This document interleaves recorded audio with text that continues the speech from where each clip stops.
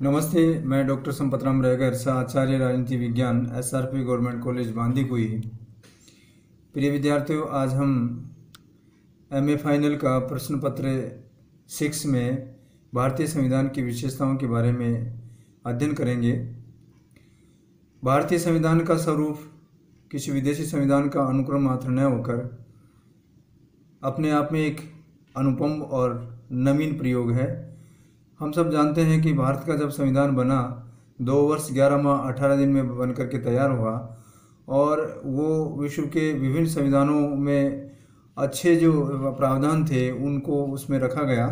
तो इसमें क्या क्या इसकी विशेषताएं, इन विशेषताओं का अध्ययन हम करेंगे, विस्तृत रूप से अध्ययन करेंगे। जिसमें हम पहली बात ये रखते हैं कि ये संविधान लोकप्रिय संप्रभुता पर आधारित संविधान है।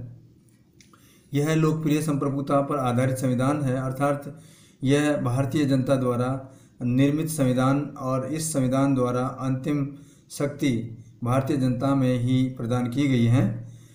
संविधान की प्रस्तावना में ये भी कहा गया है कि हम भारत के लोग दृढ़ संकल्प होकर अपने इस संविधान सभा में आज 26 नवंबर 1949 ईस्वी को यथार्थ द्वारा इस संविधान को अंगीकृत, अधिनियमित और आत्मर्पित करते हैं।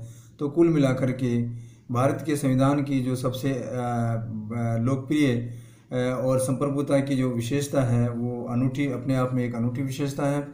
दूसरी विशेषता निर्मित, लिखित एवं सर्वाधिक व्यापक संविधान है। भारत का जो संविधान है वो बनाया हुआ संविधान है, निर्मित संविधान है और लिखित संविधान है। लिखित में एक डॉक्यूमेंट्री के रूप में ये संविधान को जाना जाता है।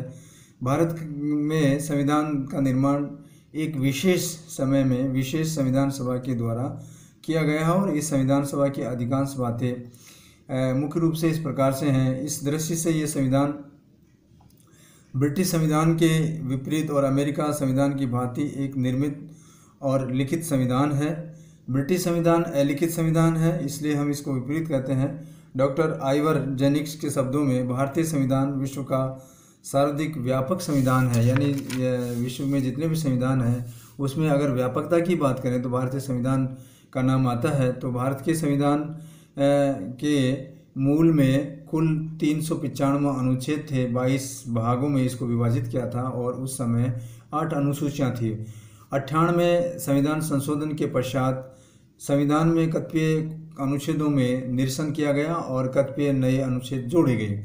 आज भी संविधान में अगर देखें तो 395 अनुच्छेद हैं और 22 भागों में विभक्त है। इसके अतिरिक्त 12 अनुसूचियाँ और 3 परिशिष्ट हैं।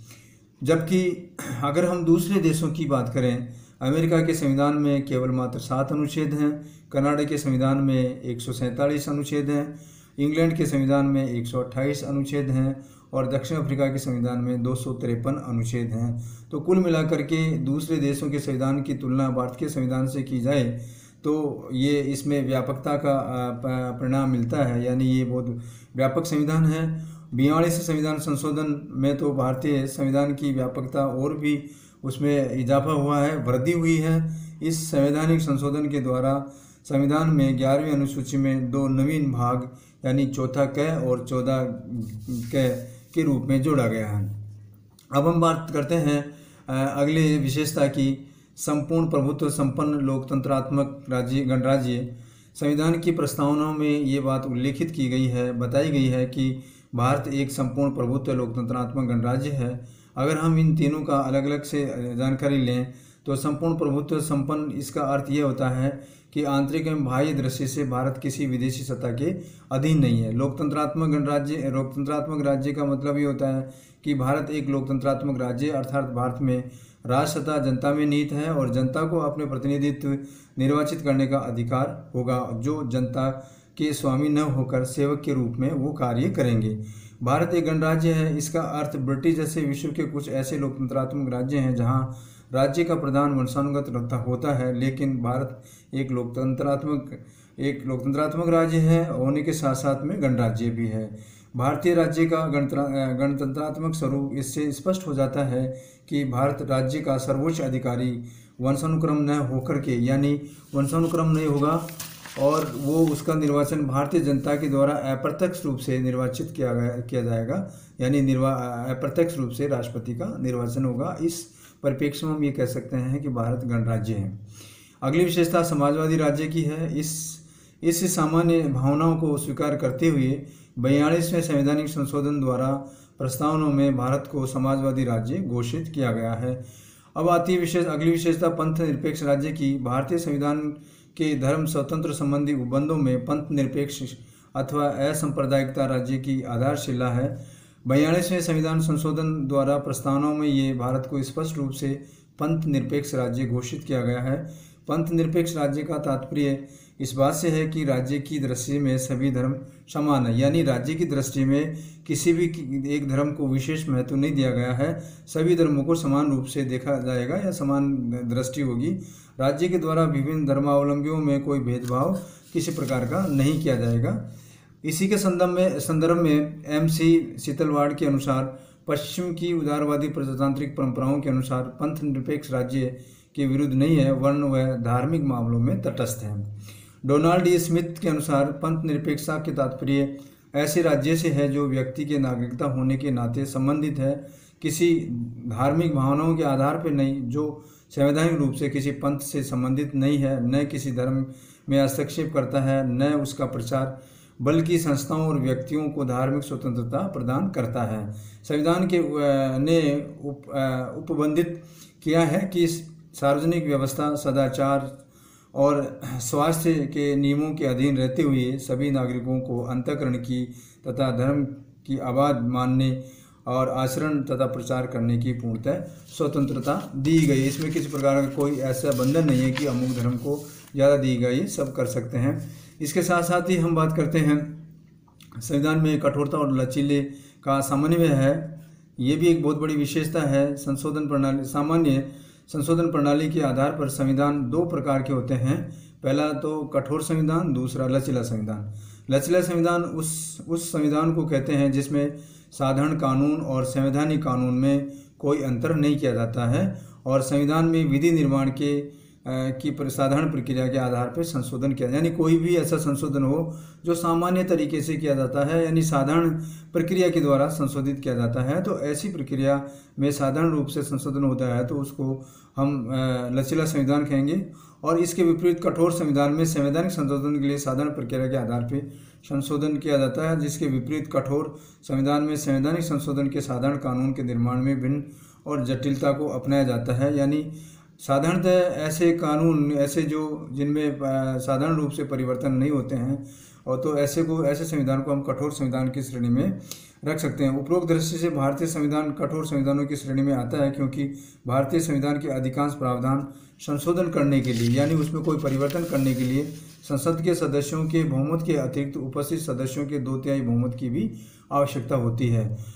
परंतु अनुच्छेद 368 के अनुसार कुछ विषयों में संशोधन के लिए संसद के समस्त सदस्यों के बहुमत में उपस्थित 2/3 बहुमत के अतिरिक्त कम से कम आधे राज्यों के विधानमंडलों का अनुसमर्थन की आवश्यकता होती है। जैसे हम बात करें राष्ट्रपति के निर्वाचन की पद्धति, संघ एवं इकाइयों के बीच शक्ति का विभाजन, राज्यों का संसद में प्रतिनिधित्व, संशोधन की उपरोक्त प्रणाली निश्चित रूप से कठोर प्रणाली है। व्यावहारिक दृष्टि से अगर हम देखें तो भारतीय संविधान के संशोधन की पद्धति उतनी जटिल नहीं है जितनी कि अमेरिका तथा अन्य संघ राज्यों के संविधानों में संशोधन पद्धतियां के विषय में जो संशोधन संसद के द्वारा किए जाते हैं वो निश्चित रूप से उनकी जो प्रक्रिया है वो कठोर होती है। तो इस प्रकार से वो कठोर प्रक्रिया से गुजरते हैं। तो इसके साथ ही साधारण बहुमत से संशोधन में आता है। उदाहरण के तौर पर अगर हम बात करें तो नवीन राज्यों के निर्माण वो एक तरह से साधारण संशोधन में आएंगे। वर्तमान राज्यों के पुनर्गठन और भारतीय नागरिकता संबंधी प्रावधानों में परिवर्तन आदि कार्य संसद साधारण बहुमत से कर सकती है। इसी प्रकार से भारतीय संविधान में न तो ब्रिटिश संविधान की भांति लचीलापन है और न ही अमेरिका संविधान की भांति अत्यधिक कठोरता है। तो ये दोनों जो गुण हैं वो समान रूप से पाए जाते हैं, कठोर भी है और लचीला भी है। अगली विशेषता संसदात्मक शासन व्यवस्था। संसदीय प्रणाली में की कार्यपालिका में विधायिका के प्रति उत्तरदायित्व रहती है तथा उसका विश्वास खो देने पर कायम नहीं रह सकती है। तो भारतीय संविधान संसदात्मक शासन प्रणाली की स्थापना करता है, क्योंकि राष्ट्रपति संवैधानिक अध्यक्ष हैं और वास्तव में शक्तियां मंत्रिमंडल में निहित होती हैं, जो संसद के प्रति उत्तरदायी होते हैं। अब हम बात करते हैं एकात्मक लक्षणों सहित संघात्मक शासन व्यवस्था की। इसमें भारतीय संविधान के अनुच्छेद के अनुसार भारत में जो संविधान है उसका जो प्रथम अनुच्छेद है उसमें ये बात लिखी गई है कि इंडिया अर्थात भारत राज्यों का संघ होता है। इस प्रकार भारत में संघात्मक शासन व्यवस्था की गई है और इसमें संघात्मक शासन के सभी लक्षण विद्यमान हैं। संविधान में शासन शक्ति एक स्थान पर केंद्रित न होकर के केंद्र एवं राज्यों सरकारों में विभक्त कर दी गई है। इसी प्रकार से भारत में संघात्मक शासन व्यवस्था स्थापित की गई है, किंतु इसमें कुछ ऐसे तत्व भी हैं जिनसे इनका झुकाव एकात्मक शासन व्यवस्था की ओर स्पष्ट होता है। जैसे हम बात करें इकहरी नागरिकता, और इसके साथ साथ ही इकहरी न्यायपालिका, अखिल भारतीय सेवाएं, राष्ट्रपति द्वारा राज्यों के राज्यपालों की नियुक्ति, संसद द्वारा राज्यों के नाम, क्षेत्र सीमाओं में परिवर्तन आदि इसके अंतर्गत रखे गए हैं। अब हम बात करते हैं संसदीय प्रभुसत्ता एवं न्यायिक सुव्यवस्था में समन्वय पाया जाता है। भारतीय संविधान की एक विशेषता ये भी रही है कि संविधान में इंग्लैंड की संसदीय संप्रभुता तथा संयुक्त राज्य अमेरिका की न्यायिक सुव्यवस्था, यानी संयुक्त राज्य अमेरिका में जो न्याय की सुव्यवस्था दी गई है उसका मार्ग भी प्रशस्त करती है या अनुकरण किया गया है। संविधान का उल्लंघन करने पर विधियों और आदेशों को उसके द्वारा अवैध घोषित कर दिया जाता है। न्यायालय की इस शक्ति को न्यायिक पुनरावलोकन का अधिकार कहते हैं और इसी कारण से अमेरिका में न्यायपालिका बहुत अधिक शक्तिशाली हो गई है। डी बसु के अनुसार भारतीय संविधान में अद्भुत ढंग से अमेरिकी न्यायपालिका की सर्वोच्चता के सिद्धांत एवं इंग्लैंड की संसदीय संप्रभुता के सिद्धांतों के बीच का मार्ग अपनाया गया है। यानी अमेरिका में जो संविधान जो न्यायपालिका है उसका और इंग्लैंड में जो संसदीय संप्रभुता है उन दोनों का मिश्रित रूप भारतीय संविधान में मिलता है। अब हम बात करते हैं मौलिक अधिकार और मूल कर्तव्य की। तो इसके संबंध में मौलिक अधिकारों का आशय नागरिकों को प्रदत्त देने ऐसे अधिकार दिए गए हैं जो स्वतंत्रता को और विभिन्न राज्यों तथा केंद्रों के बीच विरुद्ध लागू किया जा सकता है। इसका मतलब ये हुआ कि नागरिकों को जो मौलिक अधिकार दिए गए हैं उनका अर्थ नागरिकों को प्रदत्त ऐसे अधिकार हैं और स्वतंत्रताएं हैं जिन्हें राज्य तथा केंद्र सरकार के विरुद्ध लागू किया जा सकता है। संविधान द्वारा नागरिकों को इस प्रकार के मौलिक अधिकार प्रदान किए गए हैं। लेकिन अब संपत्ति का जो अधिकार है, क्योंकि उस समय जब संविधान बना तो 7 मूल अधिकार थे, परंतु जो संपत्ति का अधिकार था उसको बाद में हटा दिया गया। अब मुख्य रूप से 6 मौलिक अधिकार हैं, संपत्ति का अधिकार को हटा दिया गया। तो मूल संविधान में तो केवल मौलिक अधिकारों की व्यवस्था की गई थी, लेकिन 42 संविधान संशोधन 1976 में के द्वारा मूल संविधान में एक नया भाग चौथा क जोड़ा गया, जिसमें नागरिकों के मूल कर्तव्यों का आलेख किया गया है या बताया गया, प्रावधान किया गया है। अब हम बात करते हैं राज्य के नीति निर्देशक तत्वों की। तो भारतीय संविधान में नीति निर्देशक तत्व का विचार आयरलैंड के संविधान से लिया गया है, वहाँ से लिया गया। और इस तत्व की प्रकृति के संबंध में संविधान 37वें अनुच्छेद में ये बताया गया है कि नीति निर्देशक तत्वों में किसी न्यायालय द्वारा बाध्यता नहीं की जा सकेगी, किंतु ये भी तत्व बताया गया है कि देश में शासन में ये मूलभूत रहेंगे, मूलभूत तत्व के रूप में जाने जाएंगे। अगली विशेषता आती है स्वतंत्र न्यायपालिका और अन्य स्वतंत्र अभिकरण। इसमें संघात्मक शासन व्यवस्था में न्यायपालिका संविधान की व्याख्याता और उसके रक्षक व्याख्या करने का तथा उसकी रक्षा करने के कारण उसका स्वतंत्र होना आवश्यक है, जरूरी है। इसके साथ ही सांप्रदायिक प्रतिनिधित्व का अंत और इसके साथ साथ में ही वयस्क मताधिकार का प्रावधान भी किया गया है। इसमें यह बताया गया है कि ब्रिटिश शासनकाल में 1909 के एक्ट द्वारा सांप्रदायिक प्रतिनिधित्व पद्धति को लागू किया गया था, जिसने भारत के विभिन्न प्रमुख संप्रदायों को एक दूसरे का विरोधी बना दिया गया था। अतः नवीन संविधान के अंतर्गत सांप्रदायिक प्रतिनिधित्व का अंत कर वयस्क मताधिकार के आधार पर संयुक्त प्रतिनिधित्व की पद्धति को अपनाया गया और करोड़ों व्यक्तियों को एक साथ मताधिकार प्रदान करने का संविधान सभा द्वारा निश्चित रूप से एक साहसिक कार्य किया गया। अब हम बात करते हैं एकल नागरिकता की। भारत में किसी भी जगह निवास करने वाला वो भारतीय कहलाएगा, अर्थात उसकी जो सिटीजनशिप है वो इंडियन कहलाएगी। ये भी एक बहुत अच्छी बात है। अगर हम अमेरिका की बात करें तो अमेरिका में दोहरी नागरिक व्यवस्था है, तो ये भी भारत की एक विशेषता है कि यहाँ पे इकहरी नागरिकता पाई जाती है। इसके साथ साथ ही अगली सामाजिक समानता की स्थापना अनुच्छेद 17 में अस्पृश्यता का अंत किया गया है और उसका किसी भी रूप में आचरण निषेध किया गया है। किसी भी रूप में अस्पृश्यता का आचरण विधि के अनुसार दंडनीय होगा।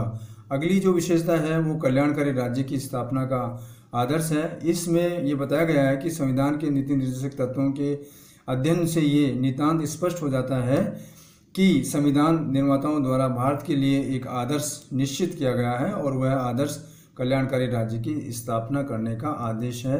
तो इस प्रकार से ये भारतीय संविधान की विशेषताएं हैं, इनसे भारतीय संविधान की पहचान जानी जाती है और ये बताया जाता है कि ये भारत का संविधान निर्मित संविधान है, लिखित संविधान है, विश्व का व्यापक संविधान है, संघात्मक व्यवस्था, एकात्मक व्यवस्था है, इकहरी नागरिकता। ये बहुत सारी बातें भारतीय संविधान को एक अनूठा और अनुपम डॉक्यूमेंट बनाती हैं। और धन्यवाद।